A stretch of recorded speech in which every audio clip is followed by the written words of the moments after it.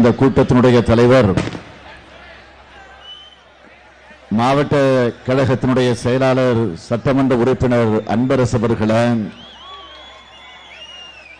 வரவேற்று மகிழ்ந்திருக்கக்கூடிய தெற்கு மாவட்ட கழகத்தினுடைய செயலாளர் சட்டப்பேரவை உறுப்பினர் சுந்தர் அவர்களை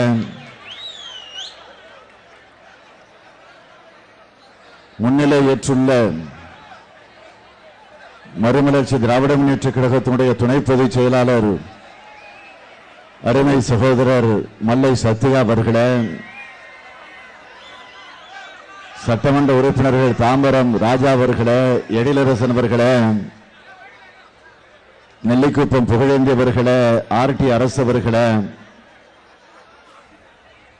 இந்திய தேசிய காங்கிரஸ் கட்சியைச் சார்ந்த சுந்தரமூர்த்தி அவர்களே, ஜிவி மதியழகன் அவர்களே, திராவிடர் கழகத்தைச் சார்ந்த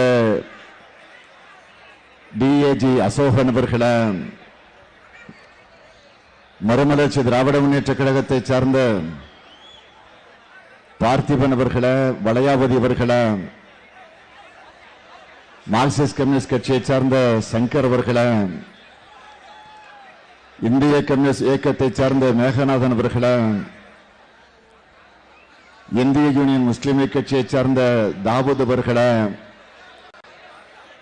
விடுதலை சிறுத்தைகள் கட்சியைச் சார்ந்திருக்கக்கூடிய ராஜ்குமார் அவர்களே, தமிழரசன் அவர்களே, கலிவடுவன் அவர்களே, ஆதவன் அவர்களே, மனிதநேய மக்கள் கட்சியினுடைய துணை பொதுச் செயலாளர் யாக்கூப் அவர்களே, ஷாஜகான் அவர்களே, தமிழக வாழ்வுரிமை கட்சி மாவட்ட தலைவர் செல்லா அவர்களே, இந்திய ஜனநாயக கட்சியைச் சார்ந்த முத்தமிழ் செல்வம் அவர்களே, கிறித்துவ நல்லெண்ண இயக்கம், தமிழ்நாடு விவசாயிகள் தொழிலாளர்கள் கட்சி, மனிதநேய ஜனநாயக கட்சி, கொங்குநாடு மக்கள் கட்சி உள்ளிட்ட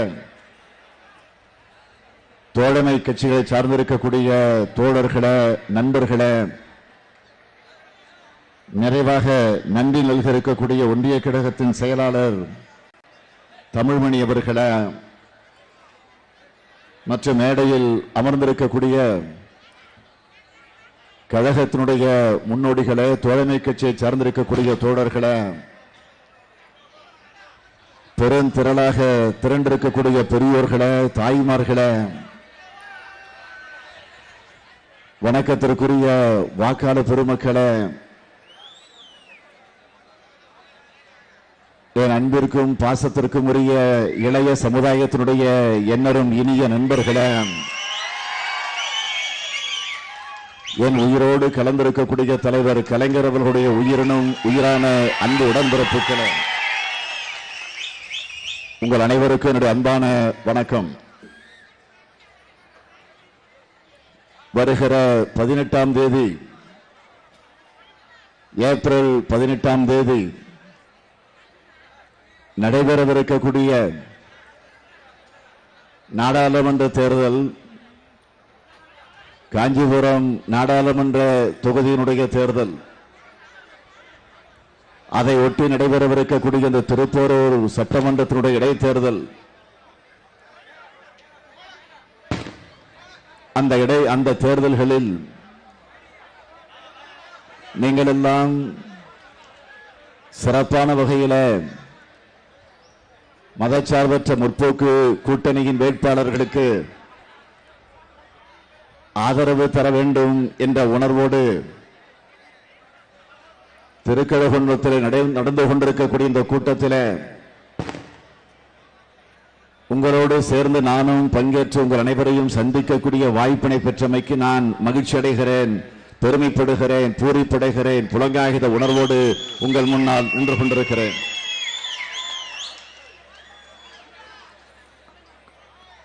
கொடுமையான நிலையில் வெயிலை பொருட்படுத்தாமல் நீங்கள் எல்லாம் இங்கே திரண்டிருக்கிறீர்கள். ஏற்கனவே ஆட்சியினுடைய கொடுமை, இப்பொழுது வெயிலுடைய கொடுமை. ஆக ஆட்சியினுடைய கொடுமையிலிருந்து இன்னும் ஒரு வார காலத்திற்குள் உங்களை காப்பாற்ற போகிறோம். அதில் எந்த சந்தேகம் உங்களுக்கு இருக்க வேண்டிய அவசியம் இல்லை. ஆனால் இந்த வெயிலுடைய கொடுமையிலிருந்து உங்களை அதிக நேரம் காக்க வைக்க நான் விரும்பல. அதனால்தான் இங்கு வந்திருக்கக்கூடிய நம்முடைய தோழமை கட்சியினுடைய தலைவர்கள், தோழர்கள், நண்பர்கள், நிர்வாகிகள் உரையாற்றுகிற வாய்ப்பை இழந்திருக்கிறார்கள். ஆக அவர்கள் அத்தனை பேரும் ஒன்று சேர்ந்து எங்கள் அனைவரின் சார்பில் இந்த கூட்டணிக்கு தலைமை பொறுப்பேற்றிருக்கக்கூடிய திராவிட முன்னேற்ற கழகத்தின் சார்பில்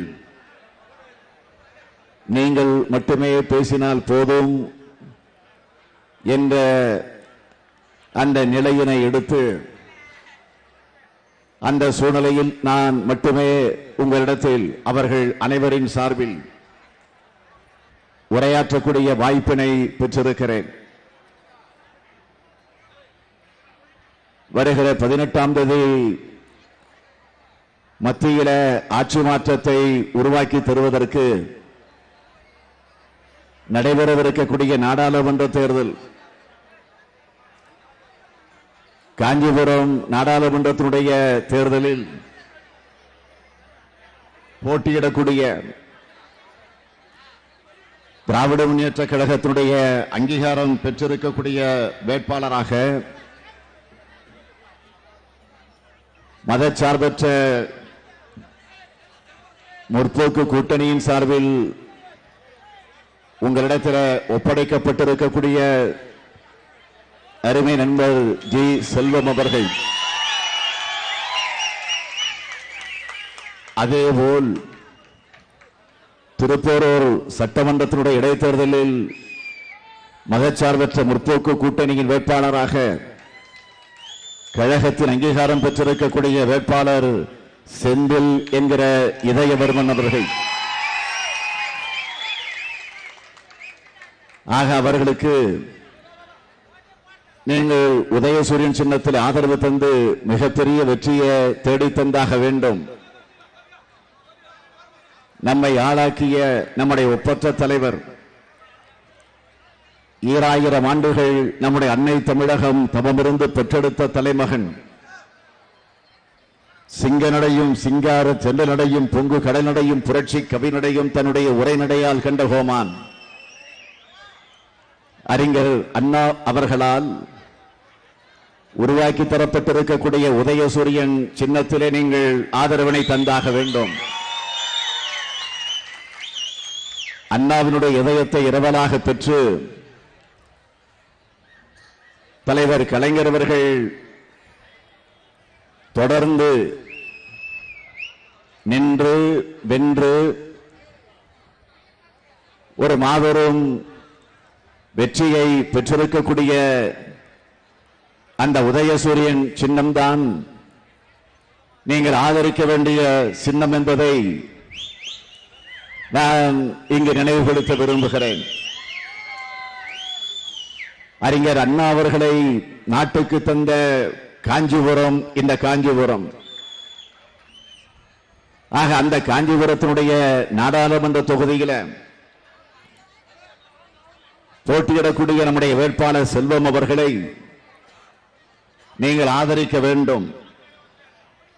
அதே காஞ்சி மாவட்டத்தில் உட்பட்டிருக்கக்கூடிய திருப்போரூர் சட்டமன்றம் இடைத்தேர்தலாக வந்து சேர்ந்திருக்கிறது. ஆக அதற்கு போட்டியிடக்கூடிய அந்த தொகுதிக்கு போட்டியிடக்கூடிய செந்தில் என்கிற இதயவர்மன் அவர்களுக்கு நீங்கள் உதயசூரியன் சின்னத்தில் ஆதரவினை தந்திட வேண்டும்.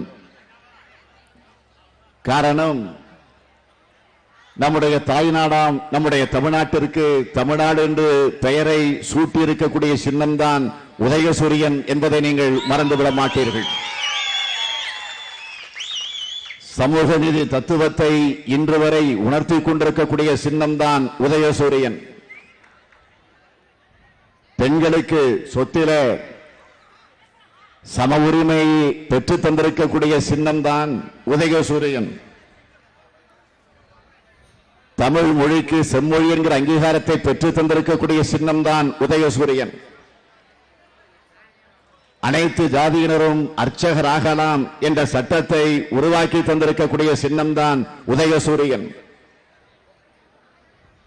இப்படி ஒரு மிகப்பெரிய பட்டியலை நாம் போட்டிட முடியும். வருகிற ஏப்ரல் 18ஆம் நாள் இந்த தமிழ் நாட்டினுடைய இரு கண்களாக விளங்கிய இன்றைக்கு நம்முடைய உள்ளத்திலே பதிந்திருக்கக்கூடிய அறிஞர் அண்ணா அவர்களையும் தலைவர் கலைஞர் அவர்களையும் மனதில பதிய வைத்துக் கொண்டு நீங்கள் அத்தனை பேரும் உதயசூரியன் சின்னத்திற்கு ஆதரவு தர வேண்டும் என்று நான் கேட்க விரும்புகிறேன். நண்பர் செல்வம் அவர்கள் டெல்லி கோட்டைக்கும், செந்தில் என்கிற இதயவர்மன் அவர்கள் சென்னை கோட்டைக்கும் சென்றால்தான் இந்த தமிழகம் மீண்டும் தலைநிமிர்ந்து நின்று தன்னுடைய சுயமரியாதையை காப்பாற்றிக் கொள்ள முடியும். மத்தியில் ஆளக்கூடிய பிஜேபி ஆட்சியும் மாநிலத்தில் ஆட்சி நடத்தி கொண்டிருக்கக்கூடிய அதிமுக ஆட்சியும் மக்களை பற்றி அவர்கள் கவலைப்படவில்லை. மக்கள் நித்தமும் துயரங்களை தொடர்ந்து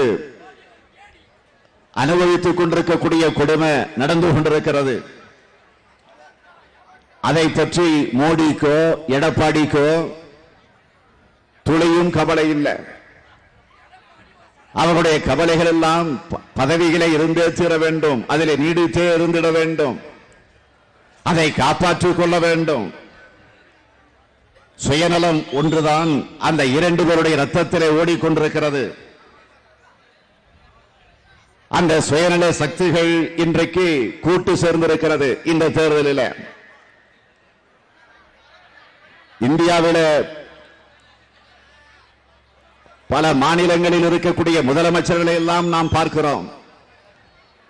ஆனால் தமிழ்நாட்டில் இருக்கக்கூடிய முதலமைச்சர் எடப்பாடியை போல ஒரு கேடுகட்டு இருக்கக்கூடிய எடுபடியாக இருக்கக்கூடிய ஒரு முதலமைச்சரை நாம் வாழ்நாளில் பார்த்திட முடியாது, பார்க்கவும் முடியாது.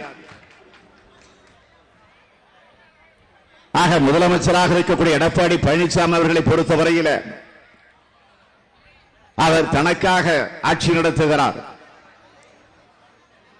தன்னுடைய உறவினர்களுக்காக ஆட்சியை நடத்துகிறார், தன்னுடைய பினாமிகளுக்காக அவர் ஆட்சியை நடத்திக் கொண்டிருக்கிறார். அவர் முதலமைச்சராக இருந்தாலும் அவருக்கு உட்பட்டு இருக்கக்கூடிய துறைகள் பல துறைகள் உண்டு. அந்த துறைகளில் ஒன்றுதான் நெடுஞ்சாலை துறை. அந்த நெடுஞ்சாலை துறையின் மூலமாக இன்றைக்கு பல ஊழல்கள் டெண்டரில் சுமார் 3500 கோடி ரூபாய் ஊழல் நடந்திருக்கிறது. தன்னுடைய பினாமியாக இருக்கக்கூடிய செய்யாத்துறை என்பவருக்கு தொடர்ந்து எல்லா ஒப்பந்தங்களும் டெண்டர்களும் வழங்கப்படுகிறது. ஆக அப்படிப்பட்ட செய்யாத்துறையுடைய வீட்டில் ரெய்டு நடந்திருக்கிறது. ரெய்டு நடத்தியது மோடிக்கு கட்டுப்பட்டு இருக்கக்கூடிய வருமான வரித்துறையினர். அந்த ரெய்டு நடந்த நேரத்தில் கோடிக்கணக்கான பணங்கள் பறிமுதல் செய்யப்பட்டிருக்கிறது. கிலோ கணக்கிலே தங்க நகைகள் கைப்பற்றப்பட்டிருக்கிறது.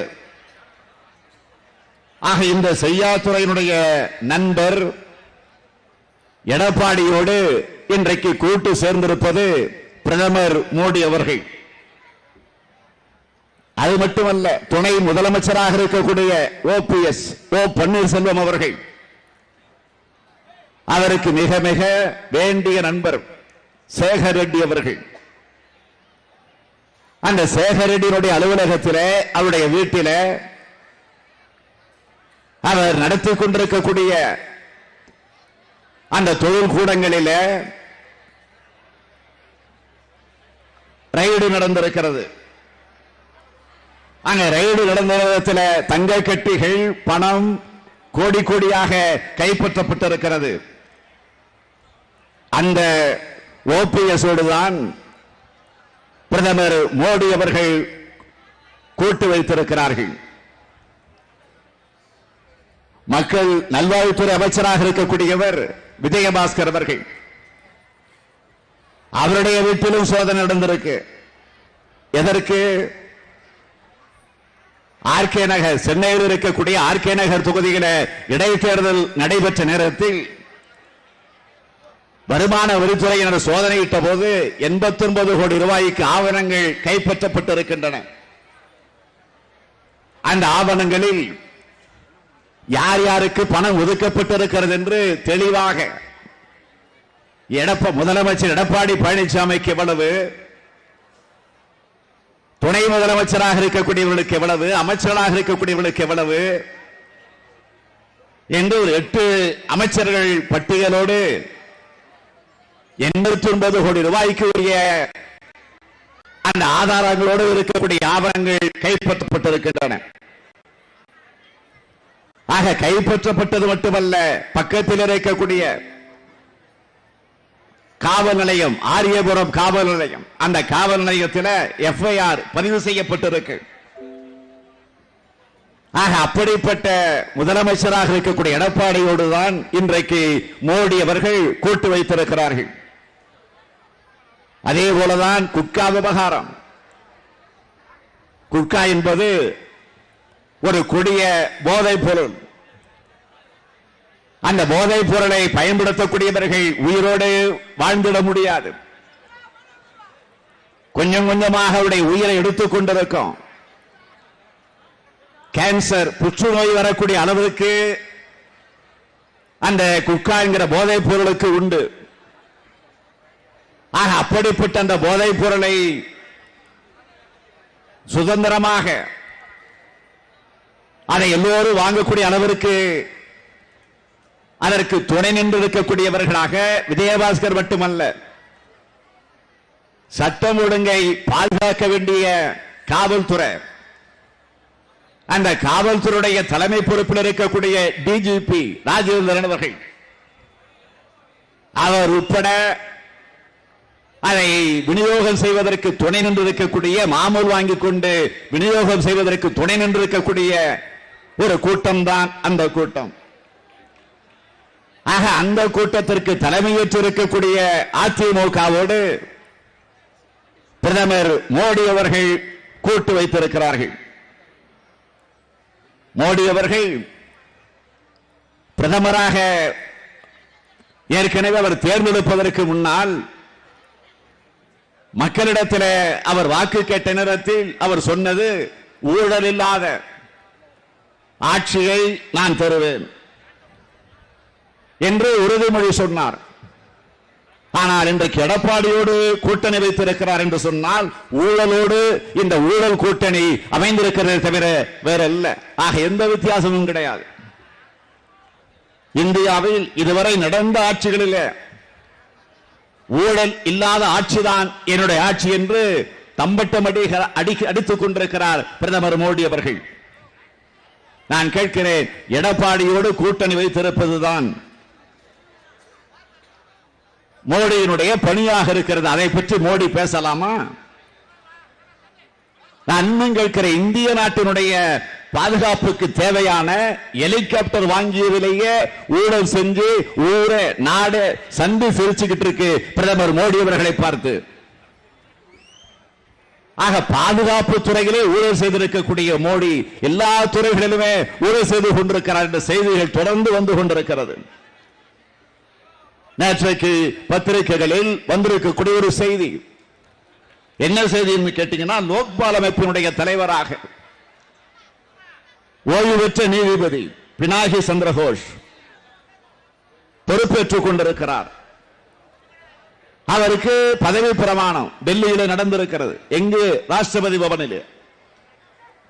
ஜனாதிபதி தான் அந்த பதவியை அங்கே அவருக்கு செய்து வைத்திருக்கிறார். அதிலே துணை ஜனாதிபதி பங்கேற்கிறார். இந்தியாவுடைய பிரதமர் மோடி அவர்களும் அதிலே பங்கேற்றிருக்கிறார். நான் கேட்க விரும்புவது, இந்த லோக்பால் அமைப்பு எப்பொழுது உருவாக்கப்பட்டுச்சு? 2013 சட்டம் நிறைவேற்றப்பட்டிருக்கு.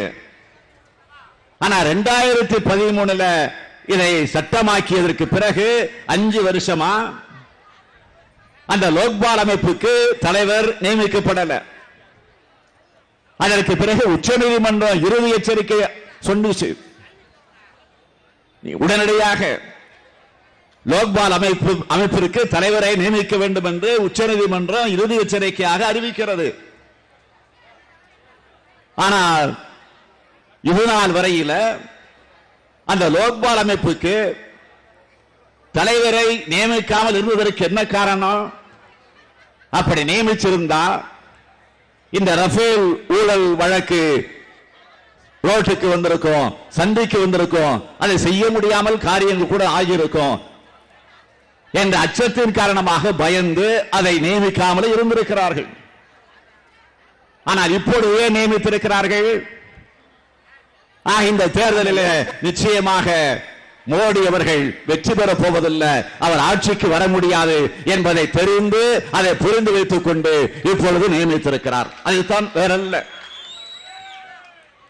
தேர்தல் வந்துவிட்ட காரணத்தால மக்களை ஏமாற்றுவதற்காக திடீர்னு மதுரைக்கு வந்தார, எய்ம்ஸ் மருத்துவமனைக்கு அடிக்கல் நாட்டினார. நான் கேட்கிறேன், கடைசி நேரத்தில் ஆட்சி போக போகிற நேரத்தில் திறப்பு விழா நடத்தி இருந்தால் பாராட்டி இருக்கலாம். ஆனால் அவசர அவசரமாக வந்து அடிக்கல் நாட்டி விட்டு போயிருக்கிறார். அதுபோலதான் லோக்பால் நியமனத்திலையும் இன்றைக்கு அவசரமாக நியமிப்பதற்கு காரணம் மக்களை ஏமாற்ற, பட்டப்பகல்ல மக்களை ஏமாற்றலாம் என்று மோடி திட்டமிடுகிறார். ஆக ஏமாற்றுகிற அந்த வித்தையை இன்றைக்கு அவர் தொடங்கி இருக்கிறார்.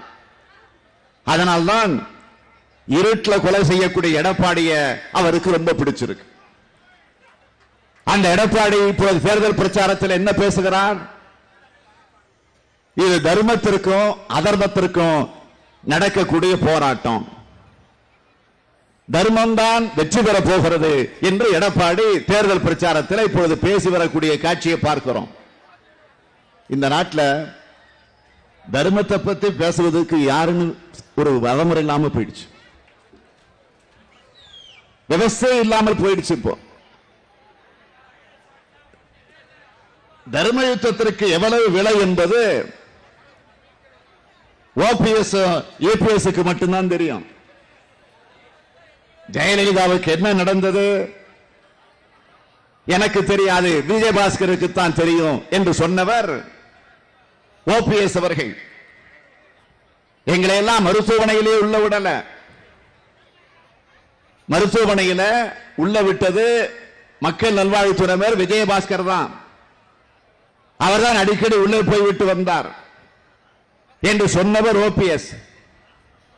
அந்த விஜயபாஸ்கரோடு ஒரே அமைச்சரவையில் இன்றைக்கு அடக்கமாகி இருக்கிறார் ஓபிஎஸ் அவர்கள். ஓபிஎஸும் யூபிஎஸும் அம்மையார் ஜெயலலிதாவுக்கு உண்மையாக இருந்தவர்கள் இல்ல. ஜெயலலிதாவிற்காக உண்மையாக இருந்தவர்களாக இருந்திருந்தால் அது இல்லாத காரணத்தால் தான் இந்த நாட்டுக்கும் இந்த மக்களுக்கும் துரோகம் செய்து கொண்டிருக்கக்கூடிய நிலையில இன்றைக்கு அவர்கள் இருந்து கொண்டிருக்கிறார்கள். நான் கேட்க விரும்புவது, இந்த நாட்டினுடைய முதலமைச்சராக இருந்தவர் ஜெயலலிதா. அவர் எப்படி இறந்தார்? எதனால் இறந்தார்? எந்த நேரத்தில் இறந்தார்? எந்த சூழ்நிலையில் இறந்தார் என்ற கேள்வி இப்போது வந்திருக்கிறதா இல்லையா? ஆகவே அது மர்மமாக இருக்கிறதா இல்லையா? 2 நாட்களுக்கு முன்பு திருப்பரங்குன்றம் தேர்தல் சம்பந்தமான ஒரு வழக்கு சென்னை உயர்நீதிமன்றம் தீர்ப்பு தருகிறது. ஆக ஒரு இடைத்தேர்தல் திருப்பரங்குன்றத்தில் நடந்துச்சு. அப்பொழுது மருத்துவமனையிலே ஜெயலலிதா அனுமதிக்கப்பட்டிருக்கிறார். அந்த நேரத்தில் தேர்தல் நடக்கிற நேரத்தில் அவர்கள் ஒரு வேட்பாளரை நிறுத்தினார்கள், நாமும் வேட்பாளர் நிறுத்தினோம். நம்முடைய வேட்பாளர் தான் இப்பொழுது வழக்கு போட்டு அந்த தீர்ப்பு வெளியில வந்திருக்கிறது. என்ன வழக்குன்னு கேட்டீங்கன்னா, வேட்பாளருக்கு சின்னம் ஒதுக்குகிற போது அந்த கட்சியினுடைய பொதுச் செயலாளர் ஆத்தரைஸ் பண்ணி கையெழுத்து போடணும். ஆக அது கையெழுத்து போட முடியாது அம்மையார் ஜெயலலிதா அவர்களால். சரி, கையெழுத்து போட முடியாது என்று சொன்னால் கைரேகை வைக்கணும், கை நாட்டு. அந்த கைரேகை வச்சதிலே குழப்பம் இருக்கு. காரணம், அம்மையார் ஜெயலலிதா அவர்கள் சுய நினைவோடு இல்லை. ஆகவே அது உண்மையாக சுய நினைவோடு அந்த கைரேகை வைக்கல என்று கழகத்தின் சார்பில் அங்கே அப்பொழுது போட்டியிட்ட டாக்டர் சரவணன் அவர்கள் நீதிமன்றத்தில் வழக்கு தொடுத்தார். அந்த வழக்கினுடைய தீர்ப்பு 2 நாட்களுக்கு முன்பு வெளியே வந்திருக்கிறது. என்ன என்று கேட்டால், அம்மையார் ஜெயலலிதா அவர்கள் சுயநினைவோடு அந்த கை நாட்டு வைக்கல, அந்த கைரேகை வைக்கல. ஆகவே வெற்றி பெற்ற போஸ் அவருடைய தேர்தல் செல்லாது என்று 2 நாட்களுக்கு முன்பு தீர்ப்பு வந்திருக்கிறது. ஆக இதிலிருந்து என்ன தெரிகிறது? செயலாளர் திருப்பரங்குன்றத்தினுடைய இடைத்தேர்தல் அப்பொழுது நடந்த நேரத்தில் அம்மையார் ஜெயலலிதா அவர்கள் உயிரோடு இருந்தாரா இல்லையா என்பது ஒரு கேள்விக்குறியாக வந்திருக்கிறது இப்பொழுது. ஆகவே அதைத்தான் நாங்கள் தொடர்ந்து சொன்னோம். தர்மம் அதர்மத்தை பற்றி இப்போது பேசுகிறீர்களே, அதை பேசக்கூடிய தகுதி, அந்த தெம்பு, அந்த திராணி, அந்த யோகியத அருகதை உங்களுக்கு இருக்கிறதா? சாதாரண ஒரு தொண்டனாக இருக்கக்கூடிய நான் இன்றைக்கு முதலமைச்சராக வந்திருக்கிறேன். இதுதான் அதிமுகவினுடைய சரித்திரம், சாத்தியம் என்று முதலமைச்சராக இருக்கக்கூடிய எடப்பாடி பழனிசாமி பேசுகிறாரு. இதோ இங்க நிற்கிற 2 வேட்பாளர்களும் யார்? மிட்டா மிராசுதாரர்களா, குட்டி குபேரர்களா, பெரும் செல்வந்தர்களா, திராவிட முன்னேற்ற கழகத்தினுடைய அடித்தளத்தில் இருக்கக்கூடிய தொண்டர்களாக, ஒன்றியத்தினுடைய செயலாளர்களாக, பொறுப்பாளர்களாக இருக்கக்கூடியவர்கள். இன்றைக்கு நீங்கள் ஏதோ கட்சியுடைய அடிமட்ட தொண்டனாக இருந்து முதலமைச்சராக வந்து அமர்ந்திருக்கிறீர்களே என்று சொல்லுகிறீர்களே, உண்மையாக எடப்பாடி பழனிசாமி அவர்கள் எப்படி முதலமைச்சரானார்? நான் சொல்லணும் அவசியம் இல்லை. இப்ப உங்களோடு கூட்டம் சேர்ந்திருக்கிறாரே பெரிய ஐயா டாக்டர் ராமதாஸ் அவர்கள், மன்னிக்கணும், மதிப்பிற்குரிய டாக்டர் ராமதாஸ் அவர்கள், அவரே சொல்லி இருக்கிறாரு. மேடையில பேசினதல்ல, பத்திரிகையாளர்களுக்கு பேட்டி தந்ததல்ல, அதிமுகவின் கதை என்ற தலைப்பிலே ஒரு புத்தகமே வெளியிட்டு இருக்கிறார். அதிலே இடம்பெற்றிருக்கிறது, ஆதாரத்தோடு நான் சொல்லுகிறேன். அதில் இவர் சொல்லுகிறார், தான் கொள்ளை அடிச்ச பணத்தை வச்சுக்கிட்டு முதலமைச்சர் பதவியை குத்தகைக்கு எடுத்திருக்கிறார் என்று சொன்னது நான் அல்ல, பெரியய்யா. அவர் சொல்லுகிறார். அதில் இன்னொரு இடத்திலே அவர் சொல்லுகிறார், அம்மையார் ஜெயலலிதாவின் காலில் விழுந்தவர்களைத்தான் நான் பார்த்திருக்கிறேன். ஆனால் இப்பொழுது சசிகலாவின் காலில் அல்ல, காலிலே தவழ்ந்து, மண்புழு போல தவழ்ந்து பதவி வாங்கிக் கொண்டிருக்கக்கூடியவர் எடப்பாடி பழனிசாமி என்று சத்தியமா சொல்றேன், நான் சொல்லல, பெரியய்யா சொன்னது. அதுதான் உண்மை. பெரியய்யா சொன்னது மாதிரி குத்தகைக்கு எடுத்திருக்கக்கூடிய இந்த எடப்பாடி அதிமுகவை இன்றைக்கு அடமானம் வச்சிருக்கிறார். நாமெல்லாம் கூட பல நேரங்களில் சில சூழ்நிலைகளை பொருட்களை கொண்டு போய் அடமானம் வைக்கிறது உண்டு. அதற்கு பிறகு நாம் அதை மீட்டு கொண்டு வந்துடுறோம். ஆனா இங்க இப்பொழுது ஒரு கட்சியை யாரிடத்தில் அடமானம் வச்சிருக்கிறீங்க? அமித்ஷா இடத்துல, மோடி இடத்துல. சத்தியமா சொல்றாரு, உங்களால் இனிமே மீட்கவே முடியாது, அதை திருப்பி எடுத்துக்கிட்டு வரவே முடியாது. ஆக குத்தகைக்கு எடுப்பது, அடமானம் வைப்பது எடப்பாடிக்கு கைவந்த கலை. தன்னுடைய சொத்தை அடமானம் வச்சா அதுல நமக்கு கவலை இல்லை. ஏன் அதிமுக கட்சியே அடமானம் வச்சா கூட நாம் கவலைப்பட வேண்டிய அவசியம் இல்லை. ஆனா இப்போது நீங்க அடமானம் வைத்திருப்பது முதலமைச்சர் பதவியை, அதை பார்த்து கொண்டு நாங்கள் பொறுத்துக் கொண்டிருக்க முடியுமா? அதை எங்களால் சகித்துக் கொண்டிருக்க முடியுமா? அப்படிப்பட்டவர்களைத்தான் வீட்டிற்கு அனுப்ப வேண்டும் என்று கேட்க இன்றைக்கு உங்களை தேடி வந்திருக்கிறோம். மோடி அவர்கள் ஆட்சிக்கு வந்ததற்கு பிறகு இன்றைக்கு இருக்கக்கூடிய நிலை என்ன? நான் ஏற்கனவே சொல்லி இருக்கிறேன். ஏற்கனவே இந்தியா 50 ஆண்டு காலம் பின்னோக்கி போயிடுச்சு. இன்னும் 15 ஆண்டு காலம் பின்னோக்கி போய் கொண்டிருக்கக்கூடிய நிலை. ஆக பணத்தை பறிப்பதற்கு 500 ரூபாய் நோட்டு 1000 ரூபாய் நோட்டுகள் செல்லாது என்று திடீர்னு ஒரு நாள் அறிவித்தார். 12 மணிக்கு, இரவு 12 மணிக்கு அறிவிக்கிறார். எத்தனை பேர் அதனால் பல கொடுமைகளுக்கு ஆளானார்கள்? எத்தனை பேர் செத்து போனார்கள்? ஆக கொடுமை நடந்துச்சா இல்லையா? ஆக பணம் பறிப்பதற்கு மோசடித்தனம் செய்கிற மாதிரி இப்ப வாக்குகளை பறிப்பதற்கு ஒரு முயற்சி இன்றைக்கு மோடி நடத்துகிறார். ஆக பணம் பறிப்பது என்பது மோசடித்தனம் தான்.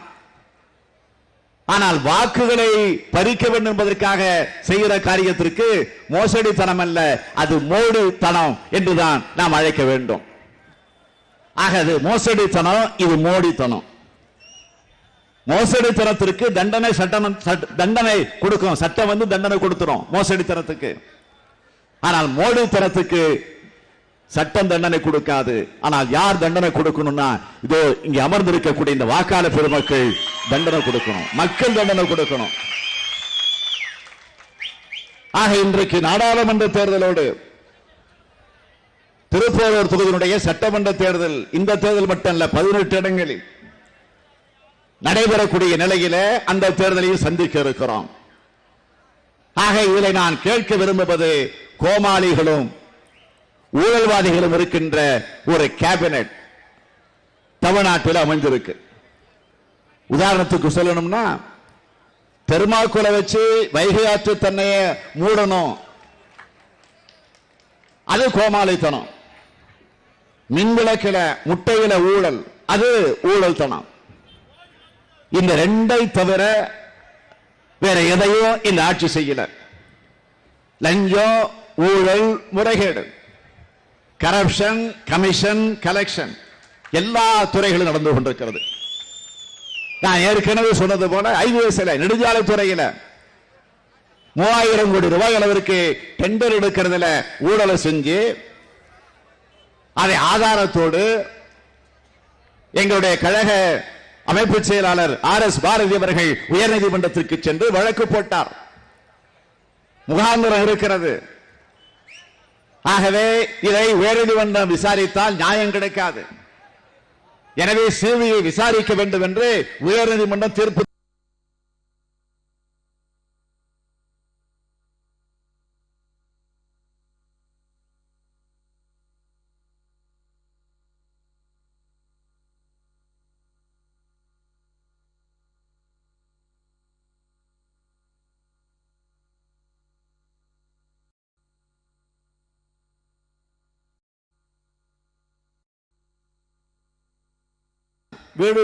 வீடு புகுந்து திருட ஆரம்பிச்சுட்டாங்க.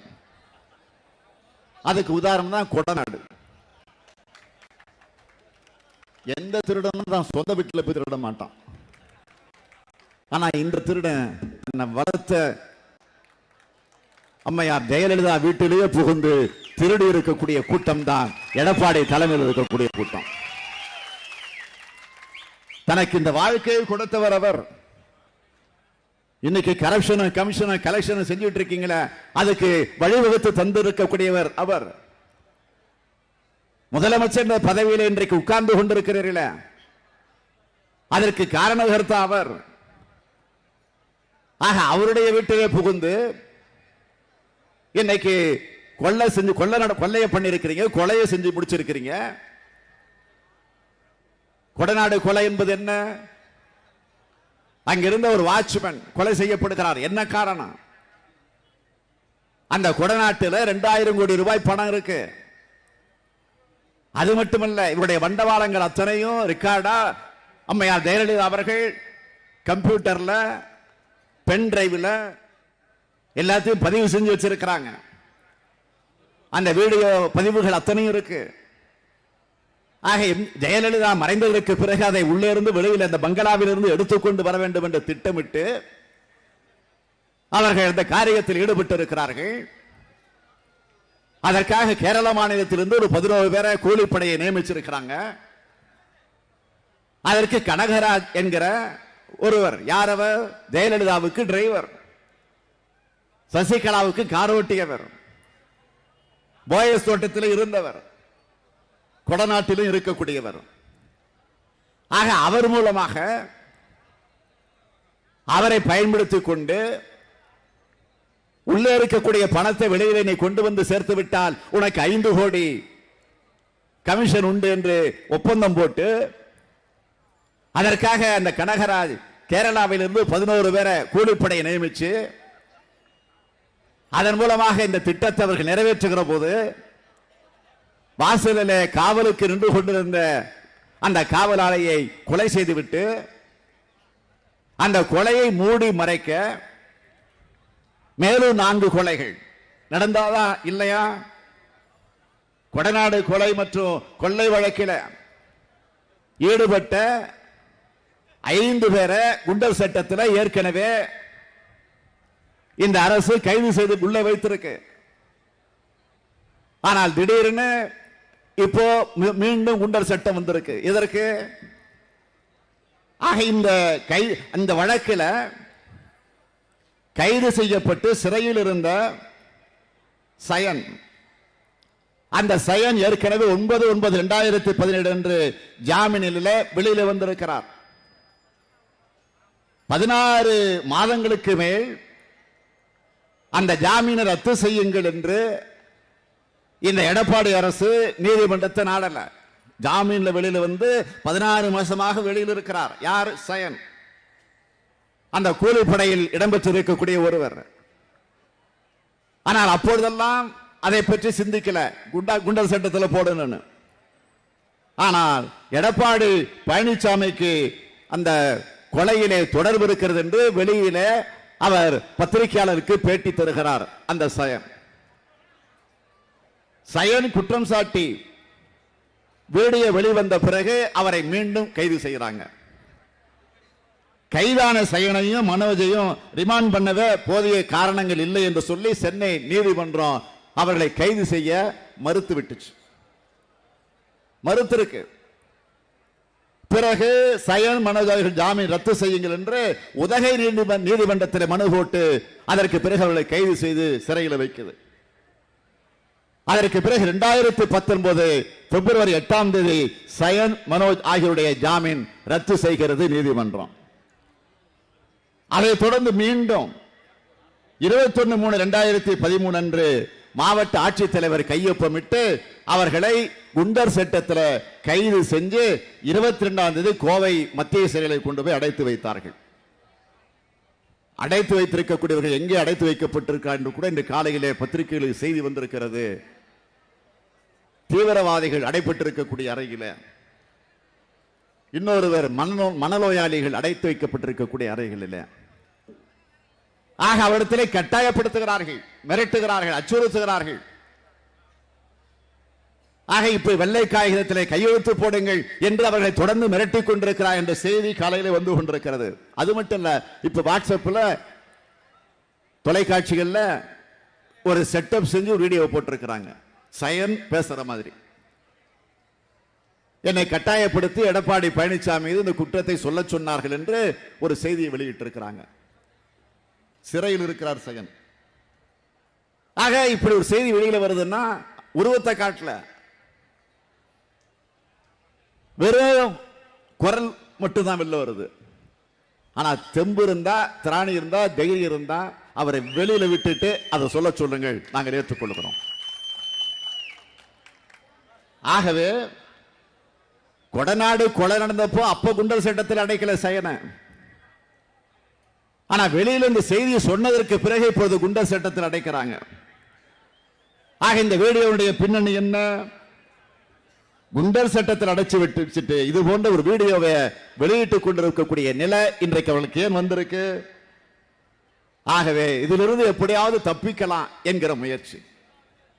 நான் அழுத்த நிறுத்தமாக சொல்லுகிறேன், ஒருவேளை அதிகாரத்தை வச்சுக்கிட்டு, ஆட்சியை வச்சுக்கிட்டு, மோடியினுடைய துணையை வச்சுக்கிட்டு தற்காலிகமாக நீங்கள் தப்பித்துக் கொண்டிருக்கலாம்.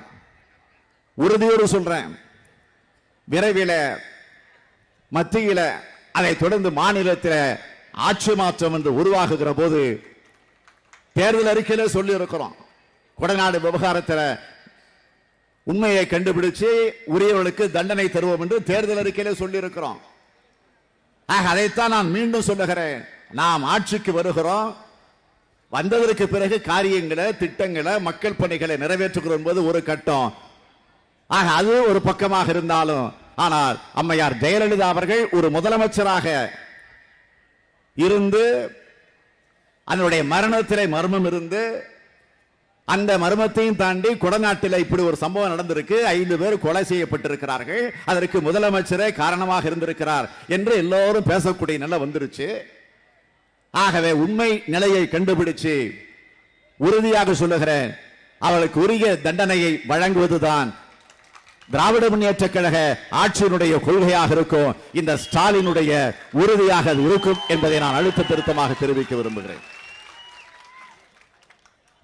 ஆகவே திராவிட முன்னேற்ற கழகம் ஆட்சிக்கு வருகிற போது தமிழ்நாட்டு மக்களுக்கு, அதேபோல் நாடாளுமன்ற தேர்தலில் வெற்றி பெற்று நாம் விரும்புகிற மத்திய ஆட்சி நம்முடைய ஆதரவோடு அமைகிற நேரத்தில் என்னென்ன பணிகளை நிறைவேற்றப் போகிறோம் என்பதை பற்றி தேர்தல் அறிக்கையில தெளிவாக நாம் எடுத்து சொல்லி இருக்கிறோம். அதிலே குறிப்பாக இந்த திருப்போரூர் சட்டமன்ற பேரவை தொகுதியை பொறுத்தவரையில நாம் தந்திருக்கக்கூடிய உறுதிமொழி, பெருகி வரும் போக்குவரத்து நெரிசலை சமாளிக்க பல இடங்களில், பல நெடுஞ்சாலைகளில் மேம்பாலங்கள் அமைக்கப்படும் என்று குறிப்பிட்டிருக்கிறோம். குறிப்பாக கோவளம் அருகே கேளம்பாக்கம் சாலை சந்திப்பு, மாமல்லபுரம் அருகே பூஞ்சேரியில் திருக்கழுகுன்றம் மற்றும் ராஜீவ்காந்தி சாலை சந்திப்பு, கேளம்பாக்கத்தில் கோவளம் சாலை சந்திப்பு, தற்போது வேளச்சேரி வரையில் இயங்கிடும் பறக்கும் ரயில் திட்டத்தை மாமல்லபுரம் வரை நீட்டிக்க நடவடிக்கை எடுக்கப்படும். பெருகி வரும் தொழிற்சாலைகளை கணக்கிலே கொண்டு பொதுமக்கள் மற்றும் தொழிலாளர் வசதிக்காகவும் தொழிற்சாலைகளுக்கு வெளியூரிலிருந்து வரக்கூடிய மூலப்பொருட்களை எளிதாக கொண்டு செல்வதற்காகவும் மாமல்லபுரம், செங்கற்பட்டு, திருப்பெரும்புதூர், திருவள்ளூர் இடையே புதிய ரயில் பாதைகளை அமைக்கவும் மத்திய அரசு திமுக வலியுறுத்தி அதை நிறைவேற்றும். திருப்போரூரில் வட்டார போக்குவரத்து அலுவலகம் அமைக்கப்படும். நெம்மேலி மற்றும் சதுரங்கப்பட்டினத்தை சுற்றியுள்ள கடற்கரை பகுதிகளில் உள்ள மீனவர்கள் மீன்களை பதப்படுத்துவதற்காக இப்பகுதியில் குளிர்பதன கிடங்கு அமைக்கப்படும். சென்னை கிழக்கு கடற்கரை சாலையில் வாகன விபத்துக்களில் காயமடைந்தவர்களை காப்பாற்றுவதற்காக மாமல்லபுரத்தில் அவசர சிகிச்சை பிரிவோடு கூடிய 24 மணி நேரமும் செயல்படும் அரசு மருத்துவமனை அமைக்கப்படும். கடற்கரை ஓரப்பகுதியில் வாழும் மீனவர்கள் மீன் பிடிப்பதற்கு வசதியாக கோவளம், நெம்மேலி, மாமல்லபுரம் ஆகிய இடங்களில் தூண்டில் வளைவு மீன்பிடி துறைமுகம் அமைக்கப்படும். திருப்போரூரை சுற்றியுள்ள தொழிற்சாலைகளின் பாதுகாப்பிற்காக திருப்போரூரில் தீயணைப்பு நிலையம் அமைக்கப்படும். திருப்போரூர் வட்டத்தில் திருப்போரூர், நாவலூர், மானாம்பதி, காயார் ஆகிய காவல் நிலையங்களை உள்ளடக்கி திருப்போரூரிலே காவல்துறை துணை கண்காணிப்பாளர் அலுவலகம் அமைக்கப்படும். திருப்போரூரிலே சப்கோர்ட் துணை நீதிமன்றம் அமைக்கப்படும். அதேபோல் நாடாளுமன்ற தேர்தலில் நாம் வழங்கியிருக்கக்கூடிய உறுதிமொழிகளை பொறுத்தவரையிலே குறிப்பிட வேண்டும் என்று சொன்னால், ஜிஎஸ்டி வரி விதிப்பின் காரணமாக தொழில் உற்பத்தி செய்யும் மாநிலங்களின் கவலைகளுக்கு தீர்வு காணப்படும். ஜிஎஸ்டி கவுன்சில் மூலம் எல்லோரும் ஏற்றத்தக்க சரக்கு சேவை விகிதம் வகுத்து நடவடிக்கை எடுக்கப்படும். பாலாற்றின் கரையில் அமைந்துள்ள செங்கல்பட்டு, காஞ்சிபுரம் உள்ளிட்ட 20 பெரிய நகர்பகுதிகள் மற்றும் ஊரக பகுதியில் வாழும் பல லட்சம் பேர் குடிநீர் விவசாயத்திற்கு தண்ணீர் பெற பாலாறு நதியின் குறுக்கே 10 இடங்களில் தடுப்பணைகள் அமைக்கப்படும். நீர்நிலைகளை மீட்டெடுக்க புதிய சட்டம் கொண்டு வரப்படும். தமிழகத்தில் மேலும் 3 இடங்களில் கனரக தொழிலகங்கள் அமைந்திட திமுக முயற்சிகள் மேற்கொள்ளும். சிறு குறு மற்றும் நடுத்தர தொழில்களுக்கு புத்துயிர் பாய்ச்சிட சிறப்பு பணிமுனைப்பு குழு ஒன்றினை அமைத்திட மத்திய அரசை நாம் வலியுறுத்துவோம். தொழிலாளர் நலத்திட்டங்களின் செயல்பாடுகளை கண்காணிக்க தேசிய தொழிலாளர் நல ஆணையம் அமைக்கும். EPS 1995 1995 ஓய்வூதியாளர்களுக்கு குறைந்தபட்ச மாதாந்திர ஓய்வூதியம் 8000 ரூபாயாக உயர்த்தி வழங்கப்படும். அனைத்து பிரிவு தொழிலாளர்களுக்கும் மருத்துவ காப்பீடும் ஓய்வூதியமும் உறுதி செய்யப்படும். எல்லா மாவட்டங்களிலும் தொழிலாளர் காப்பீட்டு நிறுவன மருத்துவமனைகள் நிறுவ வலியுறுத்தப்படும். அமைப்பு சார்ந்த மற்றும் அமைப்பு சாராத தொழில் நிலையங்களில் பணியாற்றும் அனைத்து பிரிவு தொழிலாளர்களுக்கும் உரிய பணி உறுதியும் பாதுகாப்பும் கிடைத்திட வழிவகை மேற்கொள்ளப்படும். தகவல் தொழில்நுட்பம் சார்ந்த நிறுவனங்களில் பணிபுரியும் அலுவலர்கள் ஊழியர்களுக்கு பணி பாதுகாப்பும் பெண்களுக்கு பாதுகாப்பு சம வாய்ப்பு சம ஊதியம் கிடைக்கும் வகையில் உரிய சட்டத்திட்டம் கொண்டு வர மத்திய அரசை வலியுறுத்தி அதை நிறைவேற்றி தருவோம். தகவல் தொழில்நுட்பத்துறை பணியாளர்கள் பிரச்சனைகளை தீர்ப்பதற்கு முறையான அமைப்பே இல்லை. ஆகவே தேசிய மாநில அளவில் தொழிலாளர் துறை கம்பெனி பிரதிநிதிகள் மற்றும் அலுவலர் அமைப்பின் பிரதிநிதிகள் அடங்கிய உயர்மட்ட குழு அமைக்க மத்திய அரசை தொடர்ந்து வலியுறுத்தி நிறைவேற்றி தருவோம். கழக ஆட்சியில் அமைக்கப்பட்டது போல இந்தியா முழுவதும் பெரியார் ஜோதிராவ் பூலே சமத்துவபுரங்கள் அமைக்க வலியுறுத்தப்படும். மத்திய அரசு பணிகளில் பிற்படுத்தப்பட்டோருக்கான 27% இடஒதுக்கீட்டினை முழுமையாக அமுல்படுத்த நடவடிக்கை எடுக்கப்படும். தனியார் துறை வேலைவாய்ப்புகளில் இடஒதுக்கீடு கொண்டு வர திமுக வலியுறுத்தும். கைத்தறி துணிகளின் விற்பனையை அதிகரிப்பதற்காக 2 லட்சம் மக்கள் தொகைக்கு மேல் இருக்கக்கூடிய நகரங்களில் கவின்மிகு காட்சியகங்கள் அமைக்கப்படும். கழக ஆட்சியில் நெசவாளர்களுக்கு வழங்கப்பட்ட 100 யூனிட் இலவச மின்சாரம் இந்தியா முழுவதும் இருக்கக்கூடிய கைத்தறி நெசவாளர்களுக்கு வழங்கப்படும். அதேபோல் எல்லா தரப்பு விவசாய பெருங்குடி மக்களுடைய கடன் முழுமையாக தள்ளுபடி செய்யப்படும். மாணவர்களின் கல்வி கடன் அதுவும் முழுமையாக ரத்து செய்யப்படும் என்று நாம் தேர்தல் அறிக்கையில் குறிப்பிட்டு காட்டியிருக்கிறோம். ஆகவே நான் உங்களை மீண்டும் மீண்டும் கேட்டுக்கொள்ள விரும்புவது, இந்த திட்டங்கள் இந்த சாதனைகள் அனைத்தும் முழுமையாக நிறைவேற்றப்பட வேண்டும் என்று சொன்னால் ஒவ்வொரு முறையும் தலைவர் கலைஞர் அவர்கள் ஏற்கனவே இதே தமிழ்நாட்டில் 5 முறை ஆட்சியில் இருந்தவர் நம்முடைய தலைவர் கலைஞர் அவர்கள் என்பது உங்களுக்கு தெரியும். ஒவ்வொரு முறையும் ஆட்சிக்கு வருவதற்கு முன்பு இதே போன்ற தேர்தல் அறிக்கையை கலைஞர் வெளியிடுவது வழக்கம். அப்படி வெளியிடுகிற போது அவர் சொல்லுவார், அந்த உறுதிமொழிகளை வாக்குறுதிகளை தேர்தல் அறிக்கையை அதை முழுமையாக படித்துவிட்டு அவர் கடைசியாக சொல்லுவார், சொன்னதை செய்வோம் செய்வதை சொல்வோம் என்று சொல்லுவார். உறவுக்கு கை கொடுப்போம், உரிமைக்கு குரல் கொடுப்போம். இது கலைஞருடைய பாதை. இது கலைஞர் பாதை மட்டுமல்ல, கலைஞரின் மகனான ஸ்டாலினின் பாதையும் அதுதான். சொன்னதை செய்வோம் செய்வதை சொல்வோம். இது கலைஞருடைய வாக்குறுதி. இது கலைஞருடைய வாக்குறுதி மட்டுமல்ல, கலைஞருடைய மகனான ஸ்டாலினுடைய வாக்குறுதி அதுதான். கலைஞரின் மகன், அவர் பாதையும் மாறமாட்டான், அவரது வாக்குறுதியும் மீறமாட்டான். கலைஞர் அவர்களுக்கு நம்முடைய தலைவர் கலைஞர் அவர்கள் இன்றைக்கு நம்மிடத்தில் இல்லை. அண்ணாவுக்கு பக்கத்தில் ஓய்வெடுத்துக் கொண்டிருக்கிறார். ஓயாமல் உழைத்துக் கொண்டிருந்த நம்முடைய உன்னத தலைவர் இன்றைக்கு அண்ணாவுக்கு பக்கத்தில் ஓய்வெடுத்துக் கொண்டிருக்கிறார். தலைவர் கலைஞர் அவர்கள் உடல் நலிவுற்று இருக்கக்கூடிய நேரத்தில் கடைசியாக நான் அவரிடத்தில் ஒரு வாக்குறுதி கொடுத்தேன். அவரிடத்தில் நான் கடைசியாக பேசுகிறத ஒரு வாக்குறுதி கொடுத்தேன். நிச்சயமாக உறுதியாக தமிழ்நாட்டிலே நீங்கள் எதிர்பார்ப்பதை போல உங்கள் தலைமையில் பீடு நடை போட்டுக் கொண்டிருக்கக்கூடிய திராவிட முன்னேற்ற கழகத்தினுடைய ஆட்சியை உருவாக்குவோம் என்ற உறுதிமொழி கொடுத்தேன். ஆனால் அந்த உறுதிமொழியை தருகிற போது அவர் இருக்கிற போதே, அவர் உயிரோடு இருக்கிற போதே அதை நிறைவேற்றி காட்டிட வேண்டும் என்று நான் விரும்பினேன்.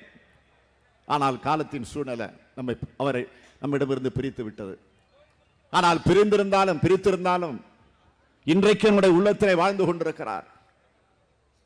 லட்சக்கணக்கான கோடிக்கணக்கான உடன்பிறப்புகளுடைய உள்ளங்களில் அவர் இன்றைக்கும் வாழ்ந்து கொண்டிருக்கிறார், நிரந்தரமாக வாழ்ந்து கொண்டிருக்கிறார். அண்ணனுக்கு பக்கத்திலே உறங்கிக் கொண்டிருக்கிறார், ஓய்வெடுத்துக் கொண்டிருக்கிறார். ஆக அண்ணனுக்கு பக்கத்திலே ஓய்வெடுத்துக் கொண்டிருக்கக்கூடிய அந்த தலைவருடைய கலைஞருடைய நினைவிடத்திலே கொண்டு போய் நாம் விரைவில் பெற இருக்கக்கூடிய வெற்றி, நாடாளுமன்றத்துடைய வெற்றி, அதேபோல் இந்த சட்டமன்றத்தினுடைய இடைத்தேர்தலுடைய வெற்றி.